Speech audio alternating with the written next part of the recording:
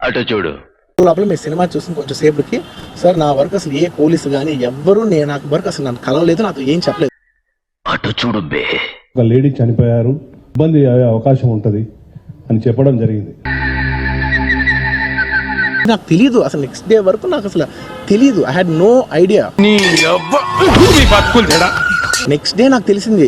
అరే నిజం చెప్పురా, నీ ముఖం చూస్తుంటే నాకేదో తేడా కొడుతుంది. ఒక లేడీ ఇలా ఉందంట, కళ్ళు తిరిగి పడిపోయిందంట, ఆ తర్వాత ఆవిడ పాపం చనిపోయిందంట.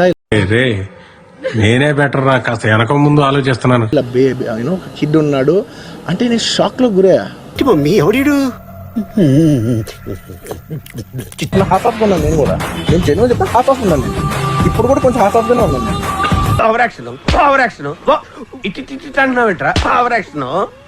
దమ్ముంటే పట్టుకోరా షెకావత, పట్టుకుంటూ వదిలేస్తా సిండికేట్.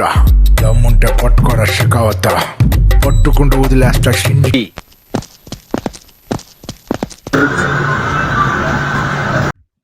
ఇదేంట్రా అయితే? అరే నీ అబ్బా. ఇంకోసారి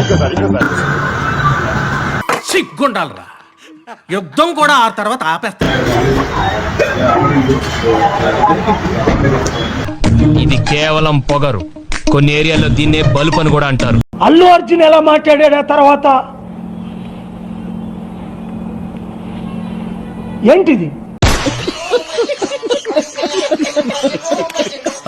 అతను కాలు పోయిందా, కన్ను పోయిందా, చేయి పోయిందా, ఏమైనా కిడ్నీలు దెబ్బతిన్నా, ఏమైంది?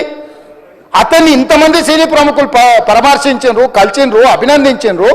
కానీ ఆ పిల్లగాన్ని కనీసం అన్న పరామర్శించడానికి సినీ ప్రముఖులు